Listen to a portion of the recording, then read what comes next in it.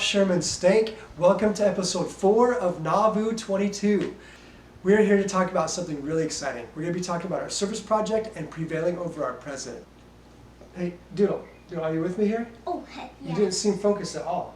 Are you okay? Yeah, I'm just thinking about Iowa. Wait, you were thinking about Iowa? Mm-hmm. The 29th state in the Union? Mm-hmm. The Hawkeye state? One of the most amazing places that anyone could ever go? Did you know in Iowa the hogs outnumber humans 4-1?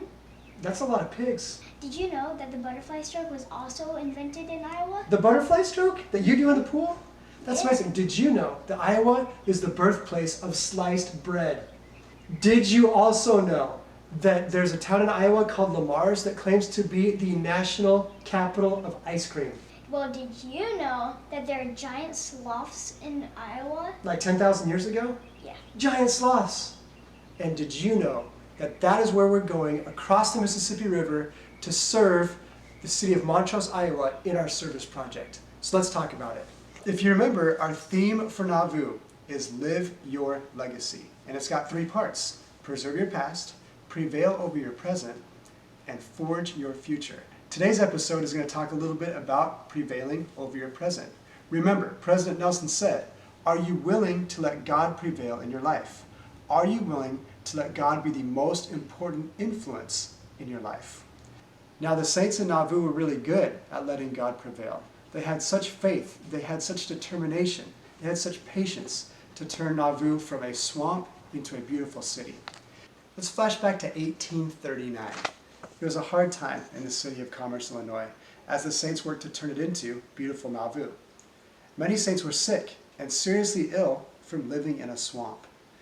Joseph and Emma Smith had given up their home for those needing to recover from their sickness. Joseph and Emma tended to the sick constantly until they became ill themselves. Everybody was sick. But then, one special morning, in July of 1839, something happened that became known as a day of God's power. I'm going to share something from the journal of Wilford Woodruff. He said, "On the morning of the 22nd of July, 1839, Joseph arose, reflecting upon the situation of the saints of God in their persecutions and afflictions. And he called upon the Lord in prayer, and the power of God rested upon him mightily. And as Jesus healed all the sick around him in his day, so Joseph, the prophet of God, healed all around on this occasion. He healed all in his house and dooryard. Then, in company with Sidney Rigdon and several of the 12, he went among the sick lying on the bank of the river, and he commanded them in a loud voice, in the name of Jesus Christ, to come up and be made whole. And they were all healed. When he healed all that were sick on the east side of the river, he crossed the Mississippi River in a ferry boat to the west side, to Montrose, Iowa, where we were. The first house they went into was President Brigham Young's. He was sick on his bed at the time. The prophet went into his house and healed him, and they all came out together." In just a moment, I'll come back to why Montrose, Iowa is so important. But let me tell you another story. Wilford Woodruff was with Joseph that day. And while they were waiting to cross the river, a man asked Joseph for help. Wilford recalled, "A man came to Joseph and asked him if he could go about 3 miles and heal 2 of his small children, who were twins, about 3 months old, and were sick nigh unto death.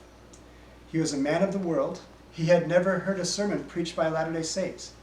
Joseph said he could not go, but he would send a man. After hesitating a moment, he turned to me and said, 'You go with this man and heal his children,' at the same time giving me a red silk handkerchief, and said, 'After you lay hands upon them, wipe their faces with it, and they shall be healed. And as long as you keep that handkerchief, it shall ever remain as a league between you and me.' I went and did as I was commanded, and the children were healed."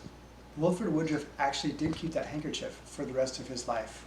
And the picture that you see right now on the screen is that actual handkerchief, which now resides in the Church History Museum in Salt Lake City.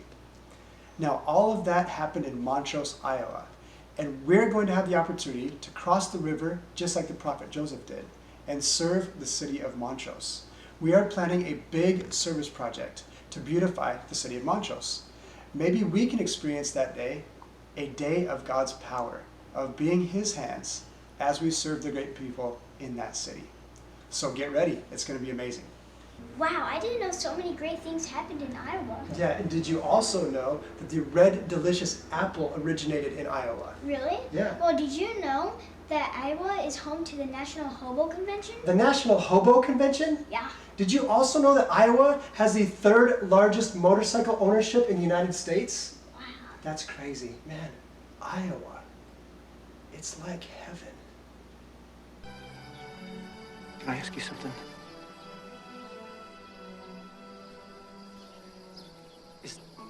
Is this heaven? It's Iowa. Iowa?